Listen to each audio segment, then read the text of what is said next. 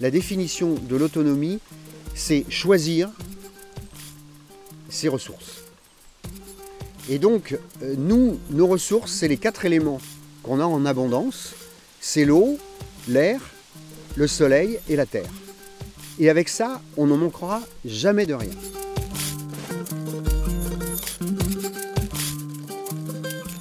Pendant 20 ans, on a essayé ici de mettre en œuvre, à partir de l'étude de nos besoins fondamentaux, comment trouver des techniques simples, économiques, reproductibles, pour pouvoir faire en sorte que tous les gens de la planète puissent vivre heureux et sans passer par un système destructeur.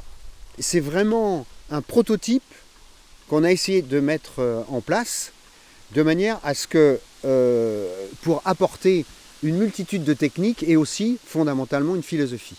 Et l'idée, c'est plutôt que de descendre dans la rue avec des pancartes non à ceci, non à cela, nous c'est oui à autre chose. Une maison autonome, comme son nom l'indique, c'est une maison qui n'est plus raccordée au réseau d'eau, au réseau électrique, au réseau d'épuration. L'autonomie énergie, c'est 6 mètres carrés de photopile qui nous permettent pendant 7 mois de l'année d'être complètement autonomes, plus une éolienne qui, comme en été, en hiver, il n'y a pas de soleil, il y a beaucoup de vent, ça fait le complément. Donc l'autonomie énergétique, c'est vraiment pas mettre ses œufs dans le même panier, et c'est le vent et le soleil. Alors l'autonomie en eau, dès qu'on est arrivé, on avait un puits, on a immédiatement arrêté le compteur d'eau. Le puits a été vite pollué. Au bout de 10 ans qu'on est arrivé ici, il était pollué par les pratiques agricoles. Je ne développe pas. Et on récupère l'eau des toits sur de l'ardoise ou de l'argile. On stocke ça dans des citernes et ensuite on filtre derrière. La maison autonome, c'était une nécessité pour démarrer sur une famille, c'est un petit nombre, pour expérimenter.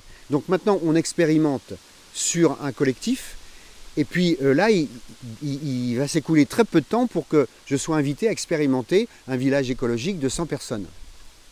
On a fait une maison à moins de 25 000 € de matériaux vraiment solaires, avec du stockage thermique sous forme de briques de terre crue à l'intérieur, et on a fait un habitaire à 10 000 € de matériaux. Donc dans les deux cas, c'est des maisons en paille, en technique poteau-poutre, avec une ossature en bois, et avec des enduits-terre intérieur, extérieur, quand même des poutres pour le toit, et on s'est contenté de mettre du feutre bitumeux sur des plaques au niveau du toit. Et donc ça fait une maison à 10 000 €. Je précise quand même, où il faut presque rien pour la chauffer, extrêmement tempérée, très agréable à vivre, avec des baies vitrées, avec une belle aération de la bulle qui monte et qui descend en haut. Ici, c'est une maison de 70 mètres carrés, très, très performante aussi. Donc, moi, je suis ravi qu'il y ait des tas d'expériences comme ça en France et ailleurs. Quand on est autonome, on goûte, je dis bien on goûte la valeur des choses. C'est-à-dire qu'une lampe allumée, c'est tant de tours d'éoliennes, c'est tant de jours de vent. De l'eau qu'on récupère dans les citernes, eh bien, si c'est en plein été et qu'on gaspille l'eau, c'est extrêmement grave parce qu'on n'en aura plus. Donc on retrouve la valeur des simples choses.